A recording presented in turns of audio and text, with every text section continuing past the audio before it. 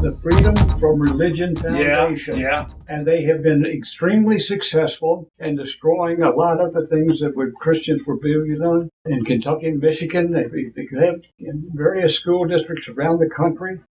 The only a few examples of how they have taken Freedom from Religion Foundation and trying to reshape the American values. Yes. All of these things have been going on. We'll give you an example. The Freedom Foundation is an atheist against Christianity, and they will destroy American religious heritage if we stand by and let them. Some of the things that they have been able to do, prayer was banned from public schools. Good That's people right. did nothing.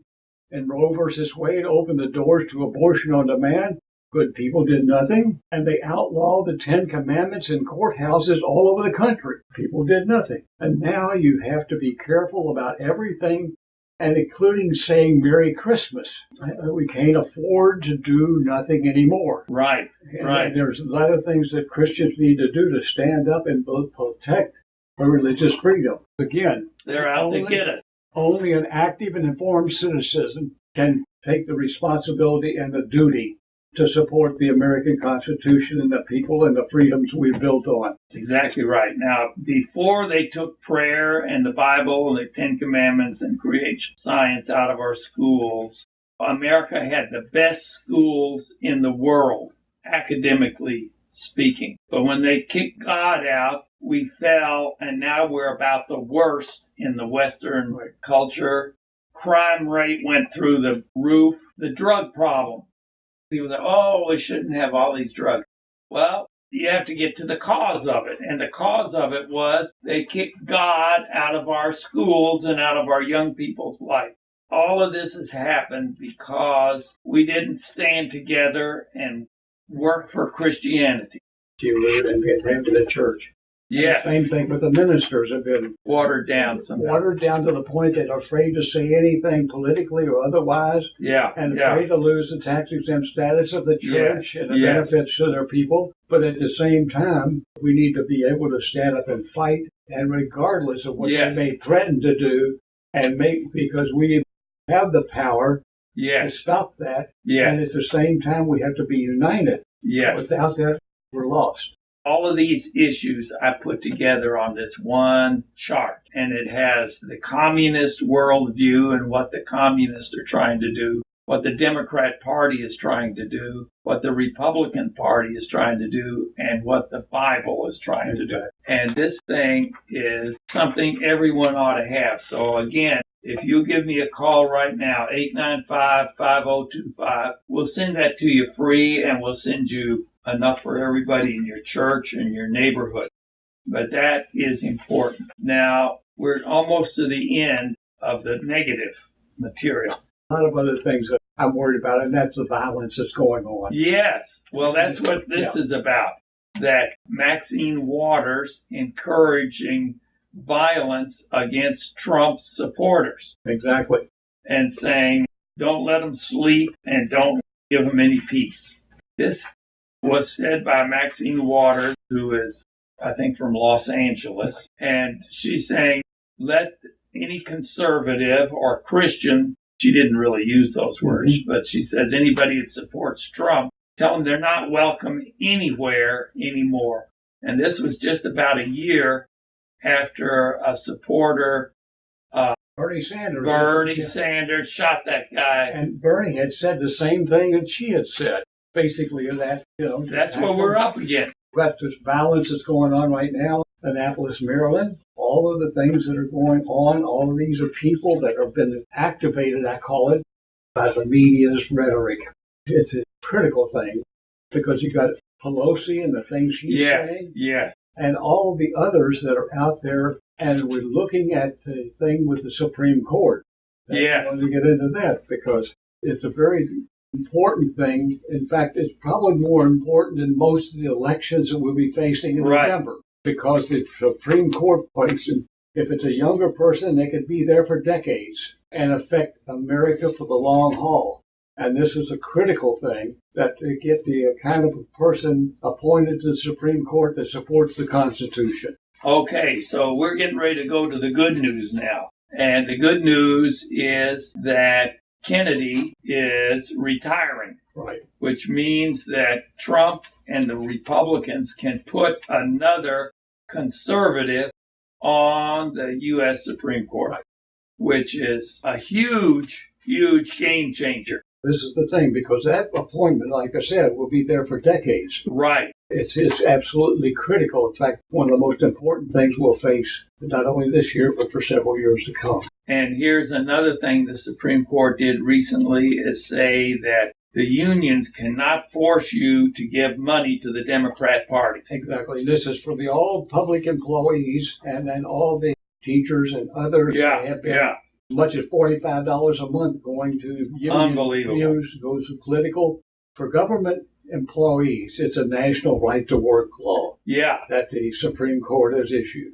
It's saying that the union cannot force you to give your money to the Democrat Party. This is something that's irritated a lot of people in government work that have been forced to have their money support candidates that they were opposed to and didn't like, and then nothing was done about it. Okay. Now, we are coming up to the point where the question is, what are we going to do about all of this? Right. We're not here to talk about problems. We're here to talk about solutions. Right. And here's solution number one.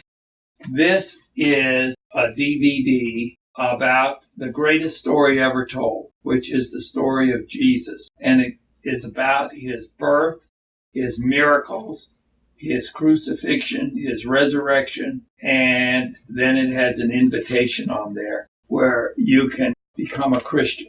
This DVD is produced by Christ for All People, and they had a movement down in, I believe it was Fort Lauderdale, and they gave a copy of this to everyone in Fort Lauderdale. Now, you know, that makes a difference. They're doing the same thing in Texas, and we need to do the same thing in Jefferson County and in Bowling Green and Owensboro. We need to get a copy of this DVD to everyone in your county. Now, the thing about it is they put out fundraisers and raise the money for this, so you don't have to pay much of anything. Right.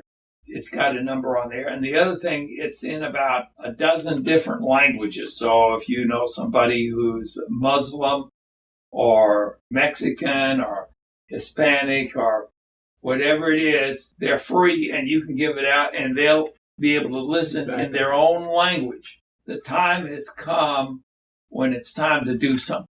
The bottom line is we have to become informed and know what we're talking about and have the evidence to back it up. Yes. And that will shut up the person that comes out and tells you they can't do this, you can't do that. Here again, give me a call right this minute, 895-5025. 895-5025. There's somebody there to answer the phone, or there's an answering machine, and we will send you one of these, and there's information how you can get it for everybody in your church, and get 10 of them for everyone in your church, and cover your whole city, your whole county, okay? This is our time to do something. Is that right? Exactly, because even if you're not an active member in your church and you're not part of a study group, you do have lunches. Yes. You do have friends that you get together with and all that. Share that information with them and create as much information out there among the general population, because the signs of the moral and social decay are evident in the culture. This is what's got to be turned around if we're going to be successful in maintaining America as a free country. There was a time when I used to pray about things and nothing happened. Nothing happened. So I got discouraged. But God is answering prayer like never before today. Kim Davis was an answer to prayer. Matt Bevin was an answer to prayer. Flipping the house was an answer to prayer. God is answering prayer. Donald Trump was an answer to prayer. There's all kinds of answers, and this is an answer to prayer. You can get this for free, and you can get 500 of them for free and cover your whole county. And this is our time. This is our day, and we're not going to sit around and talk about it any longer. We're going to do it. And give me a call right now, 895-5025, and we'll get that to you. God said, you have to protect yourself. Yes. It's a critical thing because if we don't, we've lost. And Absolutely. it's impossible. God helps those that help themselves, and that's Right. our responsibility as individuals to become informed, take God's word to the masses. That's exactly right. Exactly right. Now, here's one other thing. We're talking about the good news and what everybody can do. This is a petition, and it's a petition to put in God we trust in every classroom in Kentucky. Well, people say, oh, you can't do that. Well, Arkansas has already done it, and we copied their law, and with God's help, we're going to put that in Kentucky schools. And you need to get a bunch of these and get everybody in your church signed up and get everybody in your county signed up. And with God's help, we can turn this around. Hallelujah. Exactly. The time to sleep has passed. It's time to wake up and believe God. With God's help, we can turn this around. And when you sign up on here, you become part of the conservative Christian movement. We'll send you emails and letters and all kinds of stuff, robocalls. It's amazing what Trump has been able to do in the short time he's been there. And this critical year we're facing in 2018 is that we have to make sure the elections in November that the Republicans still control. It has nothing to do with the old traditional political left, the Democrats versus Republicans. It has to do with survival of America. Yes. And then they need, if you let Pelosi and those people get back in charge of the Congress, we're dead. We're dead. So this year is critical. The primaries have been very successful. You look at what happened in New York where a 28-year-old Marxist got elected and beat an incumbent Democrat that had been there for 20 years. And this is what's happening because people didn't turn out. And we look toward the future, the Democratic Party, what they've got, Joe Biden, Bernie Sanders, Hillary Clinton. It's time for a change. Elizabeth Warren, those are their potential candidates. And this is what's going to have to be We done. can do this with God's help. Now, I just want to mention one other thing. We're almost out of time, but there is going to be a citywide prayer meeting in Louisville on this Sunday from 3 to 4 p.m., and it's at the Portland Avenue Church of Christ, 2500 Portland Avenue. You just take the 22nd Street exit off of I-64. You go, Portland Avenue is just, I think, the third right. No, it's the second right. It's Portland Avenue, and the church is 3 blocks down on your left. From 3 to 4, and we're going to give you all these DVDs and petitions and everything. God is answering prayer. And we can pray, and the building will shake like it did in the book of Acts. So with God's help, we can turn this whole thing around, and it's time. The time is now. So call that number, 895-5025, and we'll get you the whole tamale with the petition, the DVDs. We'll get it all out to you right away. And with God's help, we can do it. As Brother Ed said, we got to work together. See this petition? This is a way of organizing conservative people so that we can work together. We've got over 100,000 on that. Exactly. And an active and informed citizenship can turn anything around. Amen. Amen. And you're the key. You're the key. Just give us a call, 895-5025, and we'll get you the material. With God's help, we can turn this thing around. This is the day. Not tomorrow, not next week, but today. Give us a call, 895-5025, and we can turn this whole thing around. Whoops, we're out of time. God bless you. Thank Ed Holloway and everybody, and tune in again next week for the rest of the news. Thank you. Hi, I'm Dr. Frank Simon. I'm an allergist and family doctor, board certified in both allergy and internal medicine. I specialize in allergy, headaches, sinus, hives, cough, asthma, hypertension, and diabetes. We're located at 1404 Browns Lane near Norton Suburban Hospital.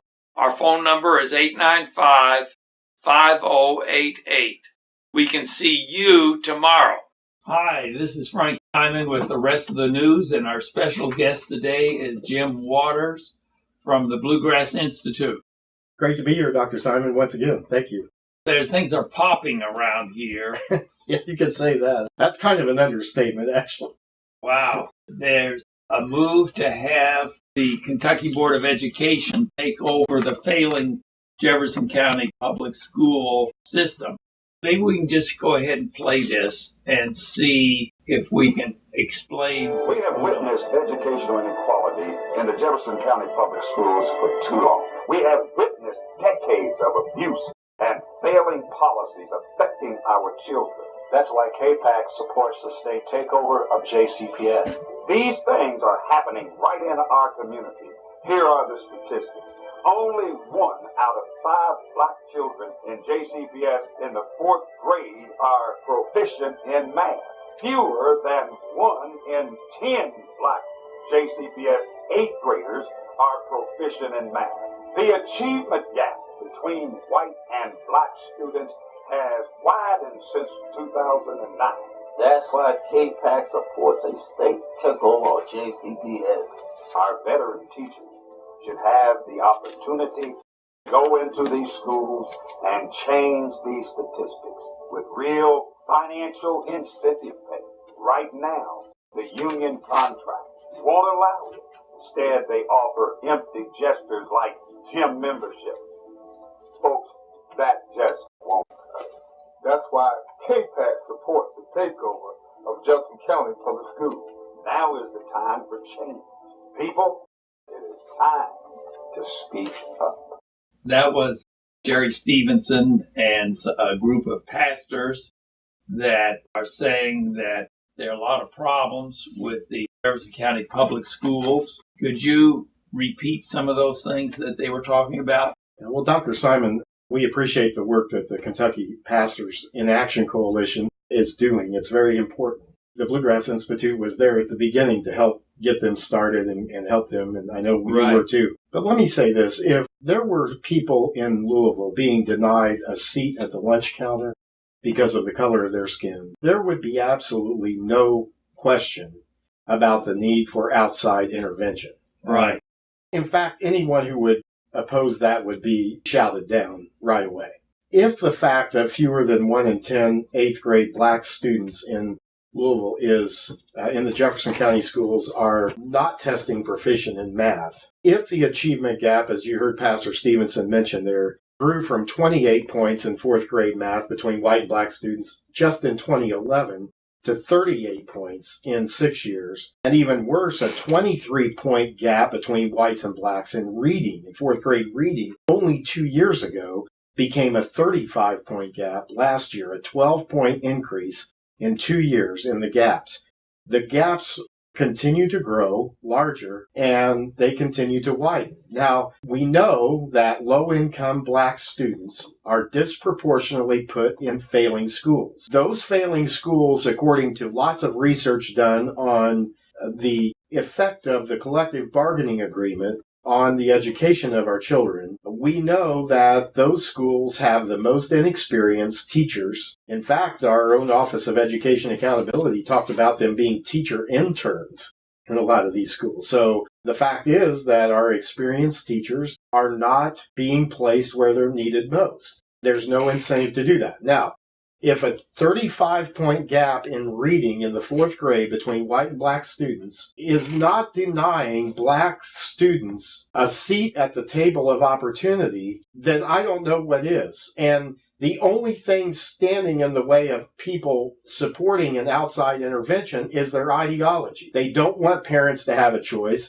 They don't want the status quo to change. They want to defend their money, power, and control.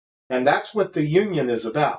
And so they're hurrying. They're not interested in our kids. They're not interested in closing these gaps. What they're interested in doing is getting a contract negotiated, voted on, and signed before a decision is made by the State Board of Education on whether to intervene in this school district.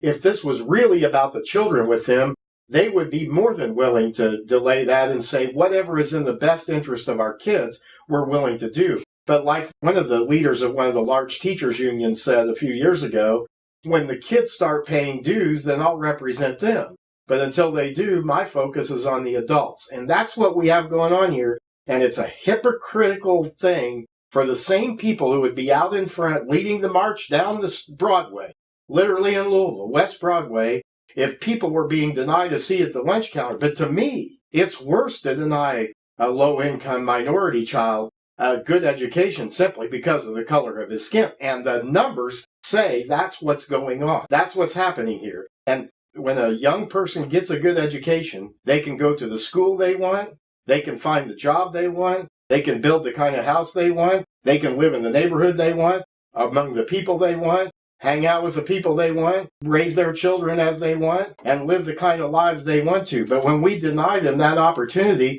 I don't see how that's a lot different than telling somebody, you can't have a seat at the lunch counter because of the color of your skin. Somebody tell me how that's different, because I don't know how it is. Before you mentioned that the minority children were by and large sent to poor performing schools. Can you explain why is that? Well, one of the reasons is because the union contract between the district and the teachers and the management does not allow the flexibility on the part of the superintendent to be able to make the day-to-day decisions that are in the best interest of educating those kids. The definition of insanity is to keep doing the same thing the same way and expect things to change. And so we have here a teachers union entrenched. We have a left-wing ideological, emotional argument against this. And what's getting lost in the crowd is that 85% of our 8th grade black students failed to read proficiently last year. I would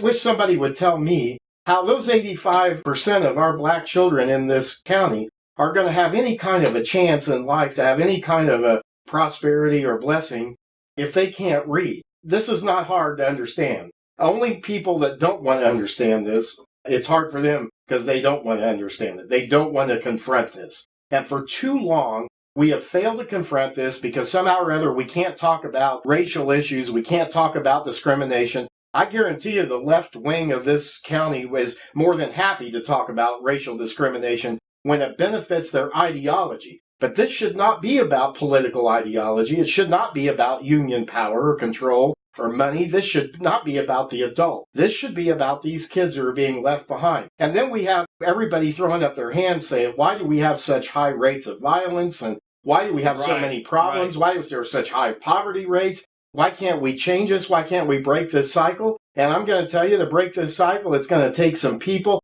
It can't be just us. It can't be just the pastors. It's got to be the parents and the people in this community who say, yeah, I don't really like the idea of an intervention by the state. The Bluegrass Institute doesn't really like to have to say that either. But it's just like, I like that more than I like people being denied at the seat of opportunity. And for 28 years, since the Kentucky Education Reform Act has been passed, we have been playing these games with this school district. There has been fad after fad. There's been whole language and fuzzy math, guide on the side instead of sage on the stage in the classroom. We tried all of these crazy experiments, and it's always give us 5 more years, give us 3 more years, give us 10 more years. A child is in the 7th grade today, in 5 years it's gone. We've lost them. We've totally lost them. They've either graduated or dropped out of school, which about 25 to 30% of our kids are. It is time for this district and for this state, and I call on the Kentucky Board of Education, the Kentucky Department of Education, to begin to understand you have a moral responsibility,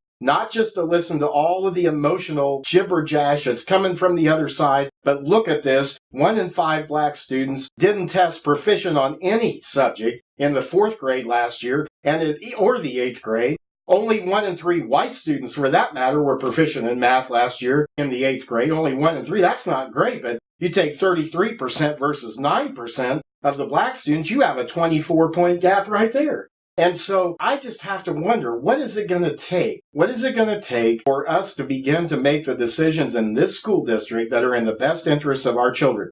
And I'm not here to cast aspersion on Dr. Polio or any of the teachers. I think we've got a lot of good people in the system.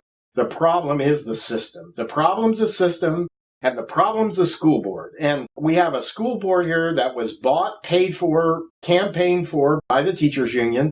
So here you have a direct conflict of interest between the teachers unions, who are actually buying and paying for the people with whom they're negotiating their contract. And there's a real issue with that. We have another issue in this county of administrators. Their pay is tied to the increases in the teachers' contract. So if the teachers union is able to negotiate an increase in pay or benefits for the teachers, the administrators automatically get that same kind of increase. So there's no built-in check and balance against corruption, against conflict of interest. There's no check and balance here against administrators who may want to stand up and do the right thing. We need to separate that. I'm appreciative of Tom Hudson, who was the former chief financial officer of this school district. I think he's got the credibility. He worked in this system. He said that. He's the one that brought that issue to the forefront, and I think it's an important issue. So think about negotiating. Who wouldn't love that kind of a deal? To negotiate with people you put on the other side, and then on top of that, if you're an administrator, your pay is automatically tied to whatever the contract says. So what incentive is there for the leadership of this district to do the right thing for kids if it involves standing up against the union, its power, control, and money? And I'm not going to be intimidated by them. I'm not. The Bluegrass Institute has said for a long time that our education system should not be about your zip code or which side of the tracks you live on or what the color of your skin is or about the unions or about the adults, period. This ought to be about the kids. I really don't care whether the teachers get a raise or not. I want to know, are the kids getting educated? And if we take care of that problem, it's amazing how so many other things will take care of themselves. So we have serious issues here, and I think it's time to quit playing around with this, and I think there's been way too much. We've seen very little coverage in the mainstream media here about these numbers. And I think because it's just so hard to believe that the gap between fourth graders in math between white and black students was 38 points last year. 52% of white fourth graders were proficient in math. That's not that great. That's only half. But that's certainly a lot better than 14% of black students who reach proficiency in math. So unless you went to a public school that taught fuzzy math, which you may have, let me help you out. 52 minus 14 is 38-point cap. And that's not fuzzy math. That's accurate math. We're just trying to get people to pay attention to this and to contact the board members and to let them know this school board has been a big time disappointment. David Jones, who served on this board, I think he was trying to do the right thing, and the union spent hundreds of thousands of dollars to defeat him. And what he said was pretty mild. I mean, he was really trying to find some common ground and was supportive of the idea of charter schools. And when it gets down to it, this union, it's an ideological issue with opponents of this. It's not about the kids. Let's not make that mistake of thinking that the left and the liberals here care about what happens to the children in this district. It really is about keeping choices out, keeping choices away from parents, keeping choices away from teachers, keeping choices away from the superintendent and the flexibility. I mean, everybody wants to come down on the superintendent when things aren't going well, but if you don't give him or her the authority to make these decisions, how can that be fair? And then how is it not immoral to watch kids being denied a seat at the table of opportunity